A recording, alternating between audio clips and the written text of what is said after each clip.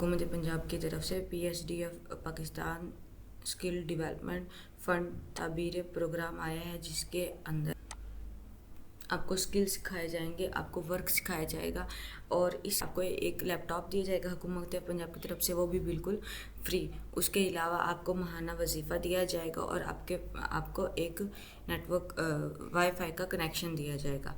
अच्छा, आपको कौन कौन से स्किल्स सिखाए जाएंगे, पहले एक बार वो देख लेते हैं। जब है वो इदारे जिनके अंदर काम की इस वक्त ज़्यादा ज़रूरत है, उसमें कंस्ट्रक्शन, हॉस्पिटैलिटी, हेल्थ केयर, उसके अलावा and get additional life skill one each courses, soft skill, language skill और फाइनेंशियल लिटरेसी स्किल।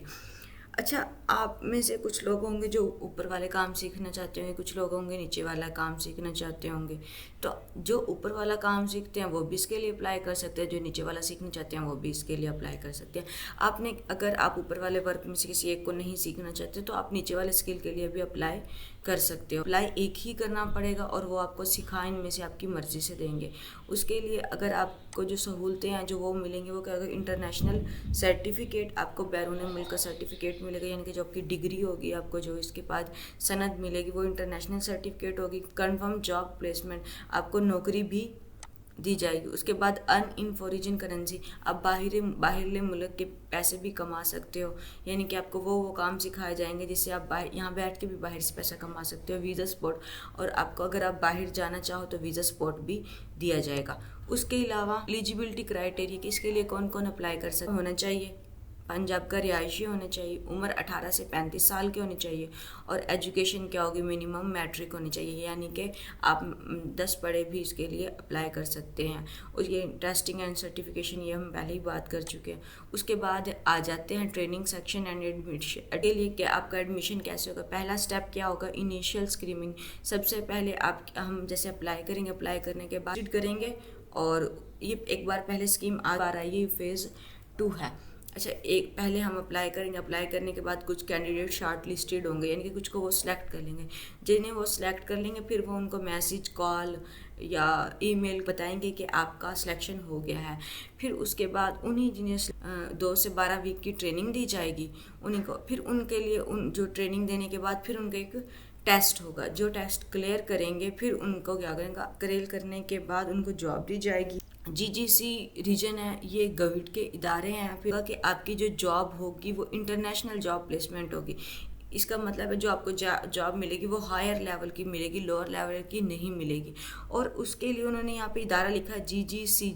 ये जो इदारा है ये पाकिस्तान का हाईली इदारा है, यानी कि एक ऊंचे रेपुटेशन का इदारा, एक अच्छी शोहरत का इदारा है। आपको ये इदारे में जॉब मिलने के बाद आपके पास एक्सपीरियंस जिस चीज़ का होगा वो एक रेपुटेटेड कंपनी का होगा, रेपुटेटेड एरिया भी दिया जाएगा और आपको बाहर जाने के लिए जो उनके अखराजात आएंगे वो भी आपको प्रोवाइड किए जाएंगे। इसको अप्लाई करने का एक सिंपल सा मेथड है। आपने अप्लाई कैसे करना है, PSDF ताबीर प्रोग्राम, ये आ जाएगा। ये फर्स्ट वाली जो साइट आपने इस पर क्लिक कर देना है।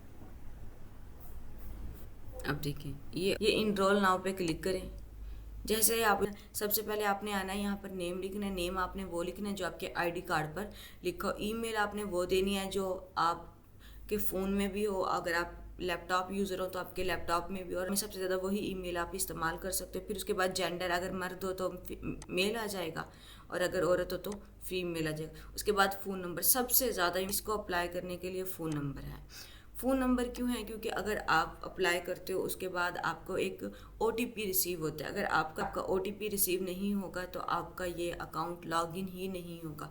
तो आपने फ़ोन नंबर 100% वो देना है जिससे आपका लॉगिन भी हो जाए, आपको OTP भी रिसीव हो जाए। फिर उसके बाद आपने अपना CNIC नंबर देना, अपना ID कार्ड नंबर लिखना है। आपका जब ID कार्ड नंबर यहाँ पे लिखोगे तो 5 हिंसों के बाद आपने डैश डालनी है, फिर उसके बाद बाकी हिंसे, और फिर जो एक रह जाएगा फिर उसके लिए डैश डाल के उसको लिख देना। और यहाँ पर आपका ये आपके ID कार्ड के ऊपर जहाँ पर आपका बेफाम नंबर लिखा होता है उसी के साथ आपका CNIC नंबर लिखा होता है, उसी के सामने ये चीज़ लिखी होती है कि आपका ID कार्ड किस तारीख को बना था।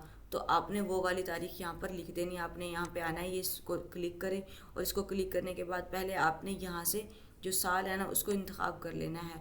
जैसे मेरा जो ID कार्ड बना था वो ये, इस तरह। फिर अब उसको कौन सा मंथ था, फिर आपने वो मंथ यहाँ पे क्लिक कर लेना, जैसे मैंने ये जुलाई कर दिया। फिर उसके बाद उसकी तारीख क्लिक कर लेना और फिर ये इस तरह बनकर आएगा। देखिए ये बनेगा। फिर उसके बाद आपने क्या करना है, इसको रिक्वेस्ट OTP। अब बहुत से लोग ये हैं कि जिनको OTP रिसीव नहीं होता। अच्छा, OTP रिसीव ना होने, अब देखिए ये जो साइट है ये गवर्नमेंट साइट है। इस पर अप्लाई करने के लिए आपको देखिए कौन सी क्या कंडीशन है, जस्ट एक मैट्रिक का होना ज़रूरी है। उसके अलावा उन्होंने यहाँ पर कोई भी कंडीशन नहीं दी हुई। अब आप टाइम में अप्लाई कर रहे होते हैं तो ये क्या होता है, जब ज़्यादा लोग एक टाइम में एक ऐप को इस्तेमाल कर रहे हैं या एक साइट को इस्तेमाल कर रहे हैं, उसका सर्वर डाउन हो जाता है, उसकी जो नेटवर्क है वो बिल्कुल ज़ीरो आ जाती है, ये साइट बिल्कुल लो हो जाती है। इस वजह से OTP रिसीव ही नहीं होता, आपको मिलता ही नहीं। आपने क्या करना है, ये साइट उस वक्त यूज़ करनी है जब कोई ना यूज़ करो। और वो वक्त क्या होता है, वो वक्त अब मेरे वक्त देख ले 6:40 का है। इसका मतलब मैंने जब ये वीडियो बनाई है और वो सुबह के 6 बजे कि मैं ये वीडियो बनाने लगी हूँ। तो आप कोशिश किया करें उस वक्त साइट पे यूज़ करें जब सब लोग सो रहे हों। तो वो सुबह के टाइम होता है या फिर रात गए लेट 12 के या 1 के बजे तक होती है। तब आप क्या करें, आप तब बैठ के इस पर अप्लाई करें और गविट की तमाम साइट के आ जाती है और वो बिल्कुल ज़ीरो पे चला जाता है।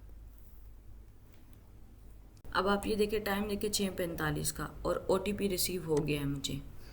ये आपने तब करना है जब आपको लगे कि साइट पे आप खुद से फील हो जाएगा ट्रैफिक नहीं है। आपने टाइम ही वो सिलेक्ट करना है अप्लाई करने के लिए। देखिए मैं आपके सामने फीड कर रही हूँ, टाइमिंग भी चेक कर लें बेशक।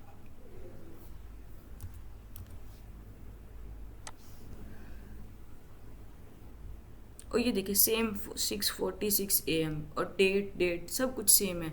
अब देखिए ये हो गया है ना फीड, OTP भी रिसीव हो गया। बहुत से लोग होते हैं जिनका OTP नहीं आता, बस उन्हें यही नहीं पता होता कि टाइमिंग क्या सिलेक्ट करनी है, साइट किस वक्त ज़्यादा हाई पे है किस वक्त लो पे है। आपने इस चीज़ का ध्यान रखना, पर एड्रेस शो करना है, आपने वो एड्रेस देना होगा जहाँ पर आप इस वक्त रह रहे हैं।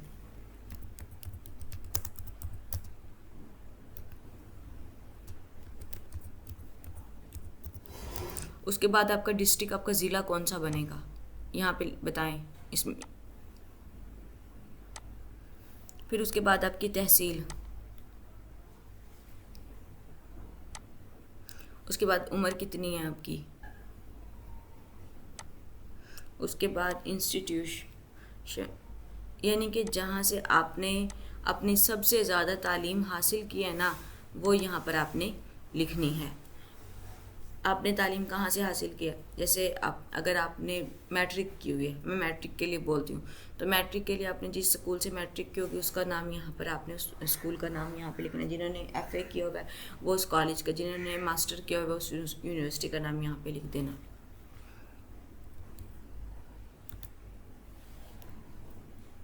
एक्सपीरियंस होगा, कहीं ना कहीं आप काम कर रहे होंगे, तो उसके लिए आपने यहाँ से सिलेक्ट कर देना है। और उसके बाद फॉर एग्जांपल अगर मैं लेवल के किस लेवल पर आप ये अप्लाई करने लग रहे हो, तो उसके लिए मैं यहाँ पे इंटरमीडिएट क्लिक करती हूँ। स्पेशलाइजेशन किस चीज़ में थी आपकी, वो सब्जेक्ट जिसके अंदर आपने इंटरमीडिएट किया था, तो वो 12वीं जमात की थी या 10वीं जमात की थी। अगर 10वीं वालों ने किया तो यहाँ पर साइंस लिख दोगे, अगर इंटरमीडिएट वालों ने किया तो मैं यहाँ पर लिख देती हूँ ये FA यानी कि FA के सब्जेक्ट बेसिकली इंग्लिश ही होते हैं।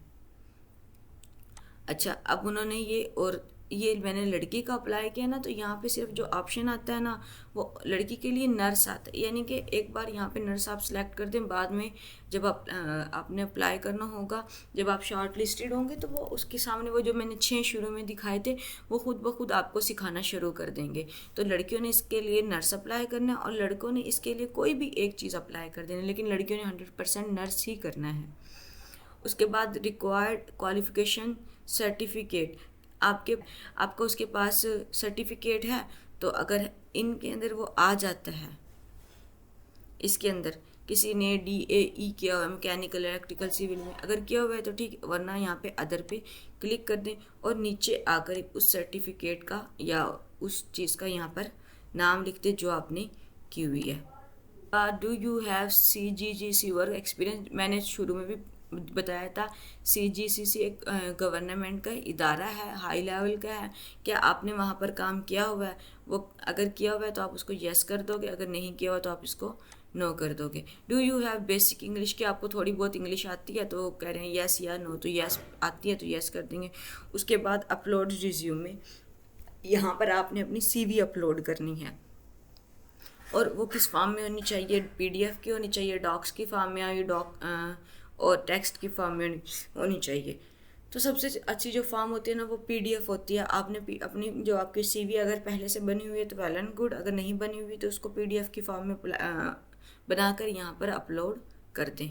और फिर उसी तरीके से अपलोड CN आपने अपना ID कार्ड नंबर, वो भी आप चाहें तो JPG होनी चाहिए, JPGE होनी चाहिए, PNG होनी चाहिए।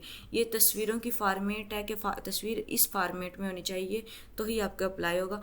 और अगर आपकी तस्वीर बड़ी हो जाती है, उसका साइज़ बहुत बड़ा होता है, तो अपलोड नहीं होगी। यहाँ पर आपको रेड कलर का मार्क नज़र आ जाएगा, उसके लिए आपको तस्वीर का साइज़ छोटा करना पड़ेगा। और वह यहाँ आप गूगल पे जाएँ, उस पर लिखें कन्वर्टर कर देना, JPEG कन्वर्टर कर देना, तो वहाँ पर वो आ जाएंगे और वहाँ से जाकर आप अपनी पिक को छोटा करवा सकते हो और फिर यहाँ पे आके आपने अपलोड कर देनी है। अब देखें, ये देखें, ये CV भी अपलोड होगी है और ये CNIC नंबर, CNIC की तस्वीर भी होगी और वो किसके फॉर्म में है? JPG की सूरत में है और ये PDF की सूरत में है। अगर आपका ये दोनों फॉर्म में हुआ तो ही आपका अपलोड होगा, वरना यहाँ पर रेड कलर का मार्क बनकर आ जाएगा, फिर वो अपलोड नहीं होगा। उसके बाद आपने कहना I agree to the term and condition, submit application पे क्लिक कर दें। उसके बाद